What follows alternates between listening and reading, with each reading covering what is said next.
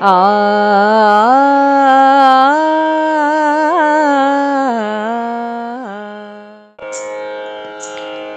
विश्वसृष्टिविधायिनं पुनरेव पालनतत्परं संहरन्तमपि प्रपञ्चमशेषलोकनिवासिनं क्रीडयन्तमहर्निशं गणनाथयूथसमन्वितं चन्द्रशेखरमाश्रये मम किं करिष्यति वै यमः चन्द्रशेखर चन्द्रशेखर चन्द्रशेखर पाहि मां चन्द्रशेखर चन्द्रशेखर चन्द्रशेखर रक्ष माम्।